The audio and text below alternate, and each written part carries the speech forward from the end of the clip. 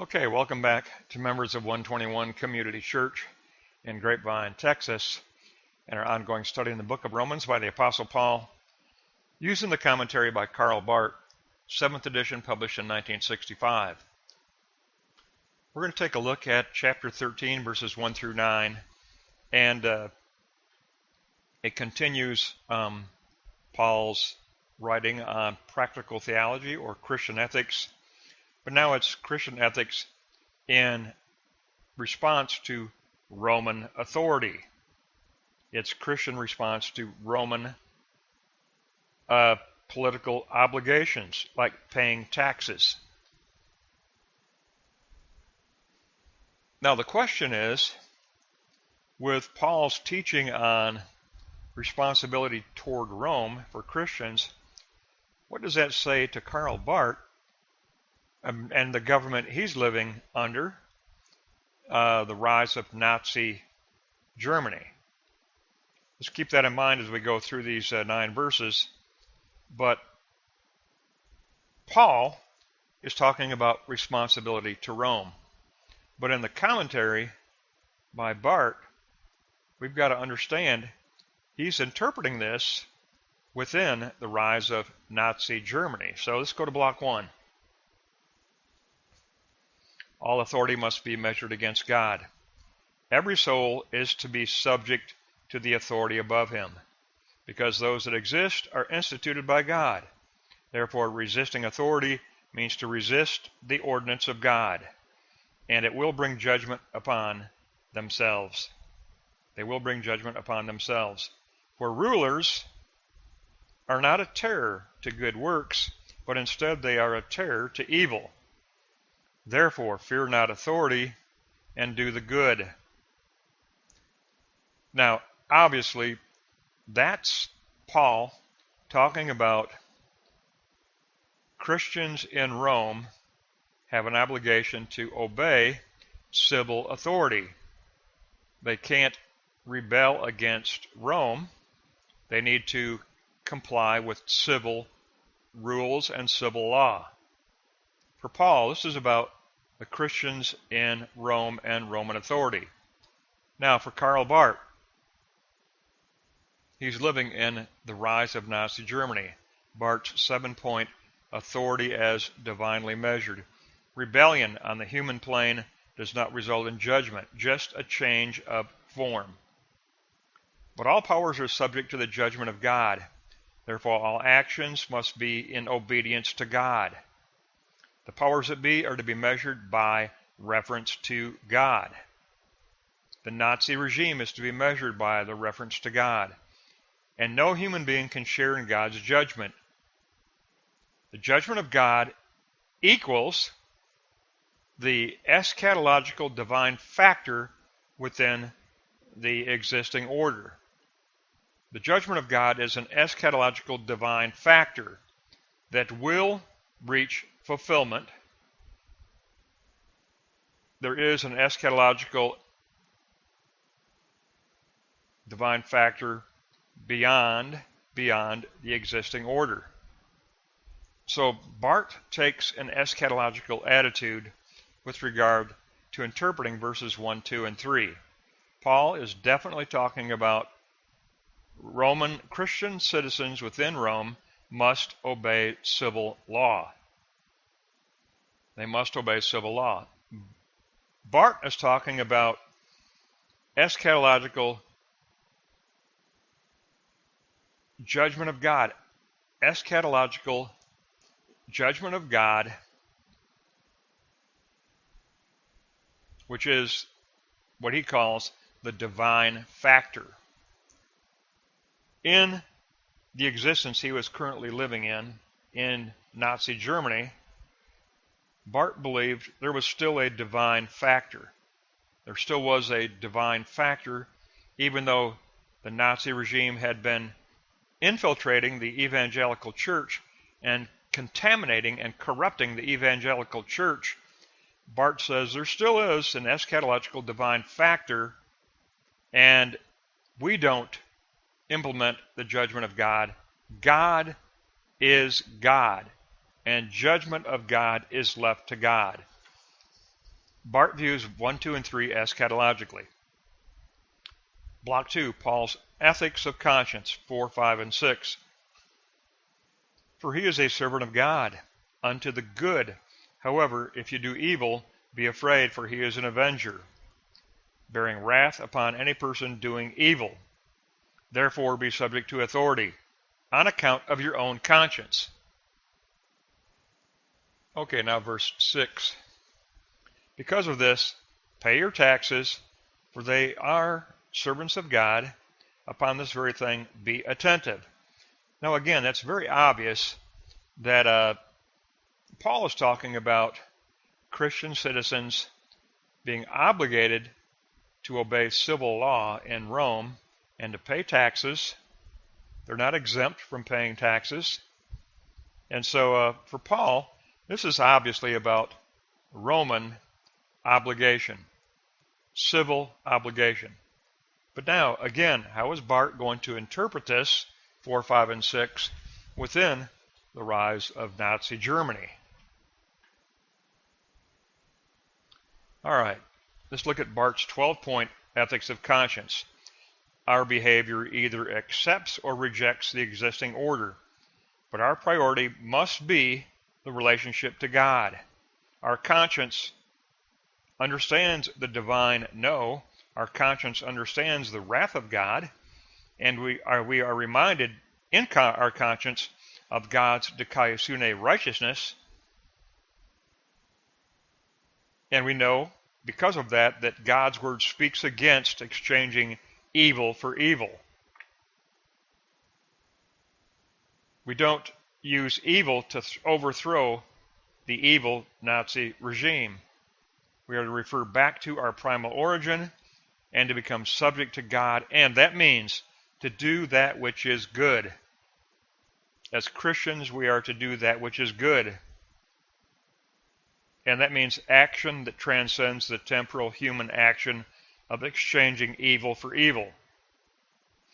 And again, in the eschaton, revolution and order will become one. Again, Bart is purely eschatological in 4, 5, and 6 like he was in 1, 2, and 3. Karl Barth believes in the eschatological justice of God. And he believes that there is a divine factor. Even in the rise of Nazi Germany, Karl Barth believes there is a divine factor, and that divine factor is the eschatological krisis. Remember, his theology is a theology of krisis, the eschatological krisis judgment of God. And Barth says, our obligation is to do the good.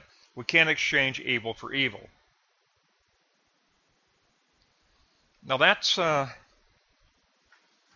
something for us to consider there, because basically that means that Barth is proposing something similar to Dr. Martin Luther King, non-violent protest.